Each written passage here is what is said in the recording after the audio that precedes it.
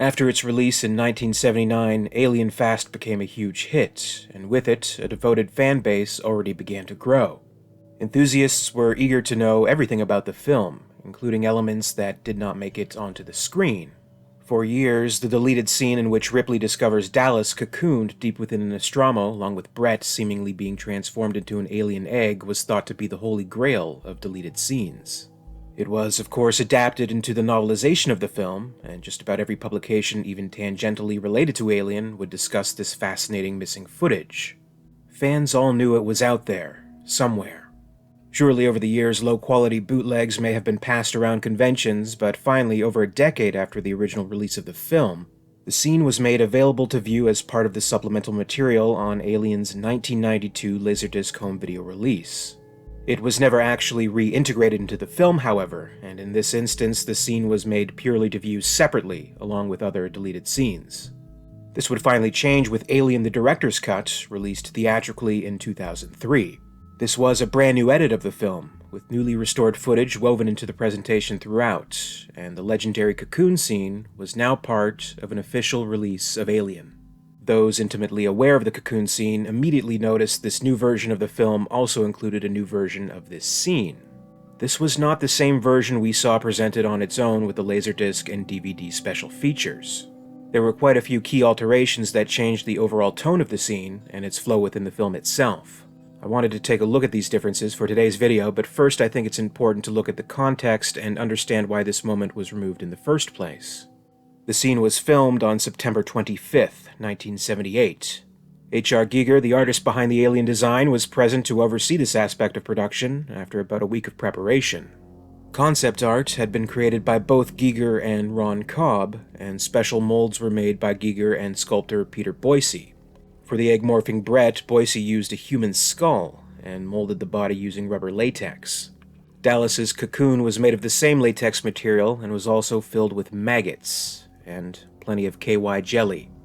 Throughout several documentaries being made on the film, and interviews taking place over the years, inevitably the cocoon scene would always come up. Ridley Scott and others have always provided their own explanations for the removal, and usually there was always a clear consensus as to why.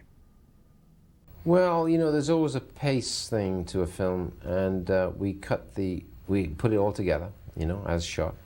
But by the time we got to the dynamics of, now she's on her own, right?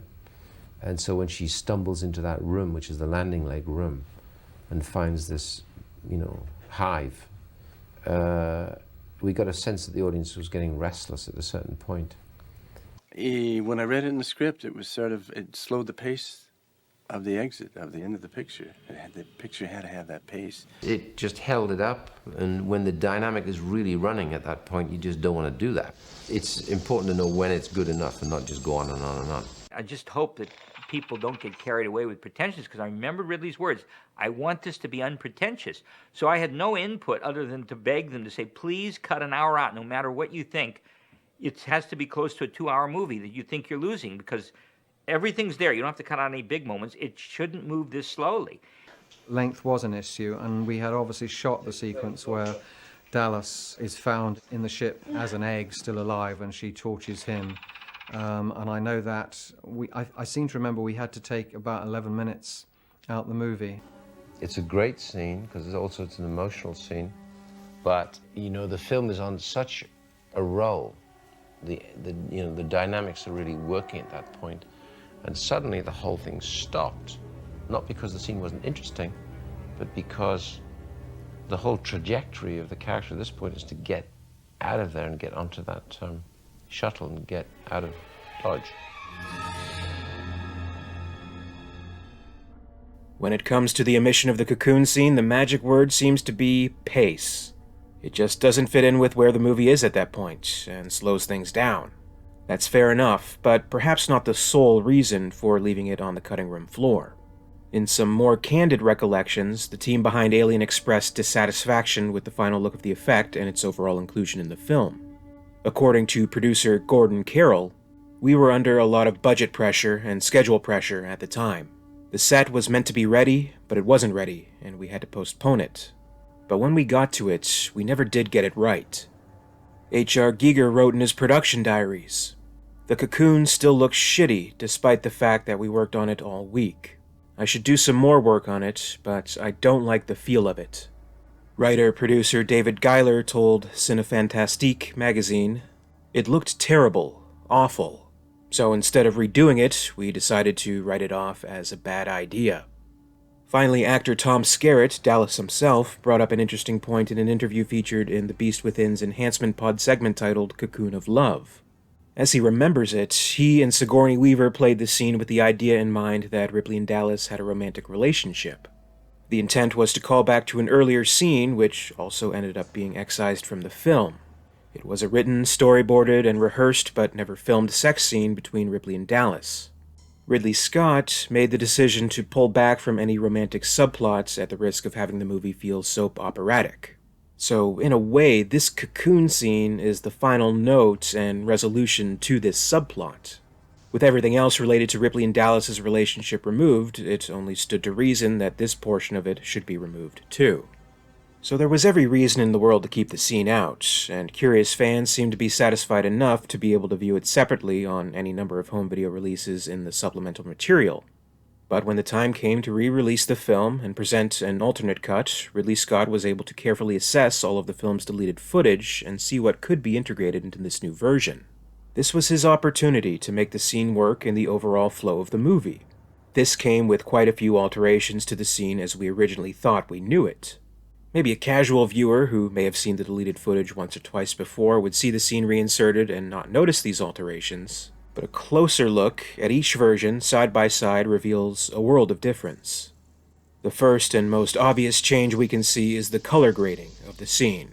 The original footage is still rough, and it isn't unusual for it to look different, as any other cut footage from the film does before the refinements are made with editing and color timing. Even with that in mind, though, I think there would have been restrictions back in 1979, and the tones of this scene would have probably ended up looking fairly distracting against the rest of the film. With the 2003 version, however, it's pretty much a non-issue. It's more consistent with the look of the movie, and the advancements made in digital editing and coloring have worked to its advantage. It's also a little darker, there's more hidden in the shadows, no doubt to mask the set and cocoon effects which were deemed unsatisfactory. The newly edited scene also utilizes different shots and different angles comprising of never-before-seen footage, in particular a number of close-up shots which drive home the emotional impact. There are plenty of trims as well, and altogether the scene is shortened. In its raw form, the scene's duration is approximately 3 minutes and 20 seconds. In the revised director's cut version, it's down to about 2 minutes and 10 seconds. So let's take a closer look at these changes and follow the scene as it plays out in each version. As it opens, the original shows a wide shot of Ripley coming down the ladder into the room, while in the director's cut there is a new shot angled from below as Ripley makes her way down. There's an additional shot of Ripley's feet in the original, which is omitted from the director's cut. In both versions, Ripley hears a noise, Dallas is groaning, which causes her to turn. In the original, this is a combination of 2 shots, while in the director's cut, it is one uninterrupted shot showing Ripley at the bottom of the ladder. Ripley carefully descends the final steps, with an alternate closer shot of this action being utilized in the director's cut. In a subtle but noticeable example of the alternate takes being used, we can see that in the original version Ripley walks off to the left of the ladder, while in the director's cut she walks to the right. Regardless, the following shots match up the same when Ripley takes another look upward. Ripley's slow search in the room is where we see the most significant trimming to the length of the scene. Here we have a shot of Ripley walking toward the camera, and it's cut away from in the director's cut about 7 seconds in. Ripley's walking and searching in the original version lasts much longer. Not just that particular shot, but there are additional shots where she slowly approaches what will soon be revealed to be the resinous material and looks up once more. Compare that to the director's cut, where there is one shot of Ripley moving through the darkness, connecting to where she discovers the makings of the nest. It takes a lot more visual communication in the original version to come to the same discovery. The director's cut achieves this much more swiftly, surely shaving off some of the pacing concerns that Scott may have had. Ripley hears a noise and turns. The director's cut immediately reveals Dallas, while the original version still holds on Ripley. The director's cut is able to show Dallas and cut back to Ripley's reaction in the time it takes the original to reveal the poor cocooned captain. The original instead holds on Ripley's reaction first, and we tune into the fact that she sees something shocking. Finally, she speaks out. Dallas. The shots of Dallas in the cocoon are each different, and the image is a slight bit tighter and is held onto much longer in the original version. In the director's cut, the shots are much quicker, cutting back between Ripley's reaction. The same can be said of the egg-morphing Brett, which quickly pans up in the original version into a much tighter shot. As we see in the director's cut version, it's a wider shot, revealing more of the cocoon imagery. Neither shot of Brett in the director's cut seems to get as close up as in the original footage.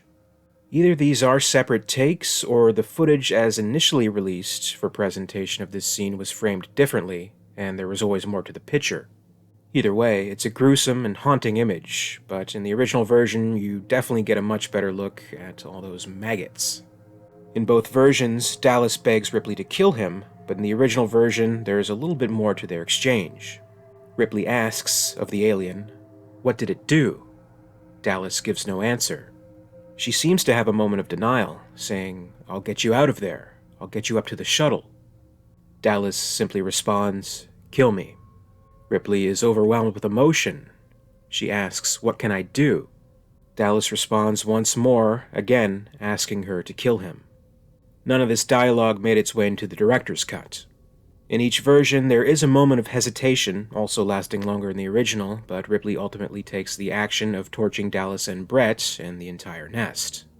The director's cut features a quick shot of Dallas right as he's engulfed in flames, with an additional shot of Brett being burned amongst a completely re-edited vision of the action on screen. The original footage, as previously seen, ends pretty abruptly, as Ripley is still using the flamethrower, while the director's cut includes a final shot where Ripley backs away.